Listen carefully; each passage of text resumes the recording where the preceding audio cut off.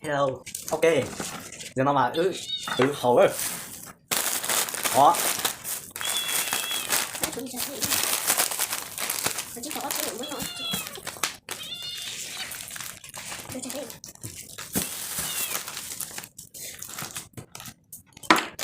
Giờ nó mà đó.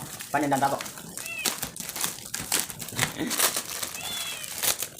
Nó pepper, nó mà pepper á. Giờ nó giờ lấy trừ số học tà mà lấy trừ tổng off đó nha. Và tao bắt đầu á. Lấy trừ số học tà lấy trừ tổng off đó.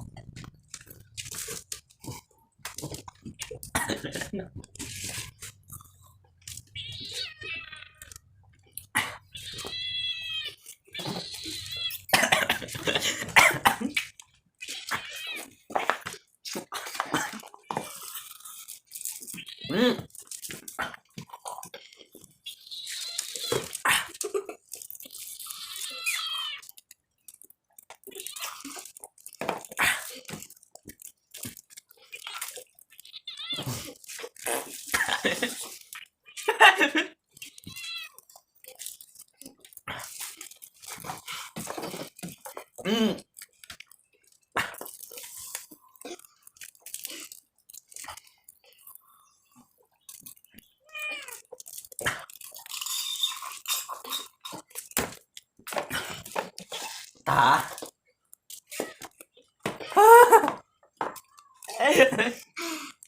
Ủa trời thấy tay nó.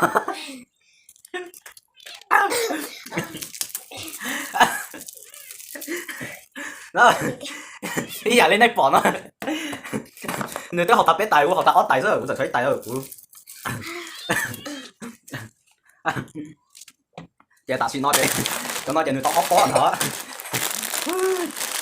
Còn lại có nằm đầu rồi quá.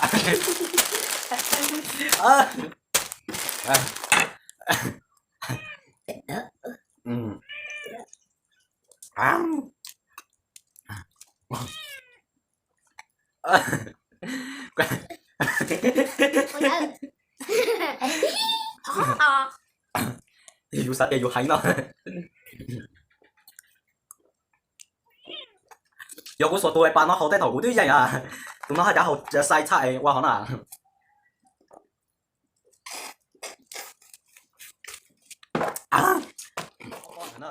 Cái ta xin nó cho cú cho 20 gì đó này. Bé chỗ cười còn gì nói. Cú mất con đầu kìa. Bé chỗ cười trầu tụi lúc mất rồi. Bé lại cười trầu tụi lúc mất rồi. Này chỉ thò mua bia mất chở cho là hầu lo nhau. Mua trong cái như xe đây để thò mua bia mất chở cho là hầu nè. Giờ nó giờ chạy bé nó chỉ tàu qua cho bé mó xe rồi chỉ họ cái chạy bé nó chỉ tàu nó chị. Bé mình có mình nhau lại sẽ tự hầu đi ư sơ là yên lọt rẻ cỡ ha. Hầu mình nhau sứ tàu nè. Xong một hồng bia hậu chở, một trong cái lúc chạy mò chiều, bé cho cái nó xí hai giờ lo tua sao, chạy lên đó sớm, do tiệt, hồng mình nhung tài, đó chỉ tao bé là cái nó xí là bé hồng á, mù, hậu tao, một con tao hậu á, sao tao xưa mà cũng muốn tao đà tao từ lắm muốn tao, do lấy từ trọc cái nó xí là vậy, chỉ muốn nhà do mình nhung hậu là alo đâu của mà đây, tao tua rồi tụi ta hầu ấy của tao hầu sao không mong điểm mất chở cho lò hầu chỉ dùng cho dù tôi khen dù cái cho tên sản chỉ dùng ok nó sẽ là chó còn này đứa bọn nó vậy cú giờ thuật sư nó tại vì nó cũng thuộc kiểu vậy người ta ốp bó này người ta ốp bó của vậy tao ít bó thôi vậy thế tép lên chơi cái thép lá tao ít bó thì thầy cả chỉ tao ít nó rồi người của tôi cứ tụi này của tôi cứ sao người học khai cận đã lo giờ thì người chỉ lo cuối lần nó xem nào cuối lần của tao bé bó rồi để cả tổng nó đã người lo người tự hay thao người tự tất cả ốp bó thế số của tao bó rồi thế của nó để tôi tốn cái món nó để nó nhiều mì tông nó phở nó nhiều uống nhiều nó thế nó chỉ nó thế chứ thế chỉ món nó hay là tốn cái này là tặng nó thế tao đem bao về ướp mù lan nó xem nhớ rồi bye bye nhớ rồi bye bye nhớ rồi bye bye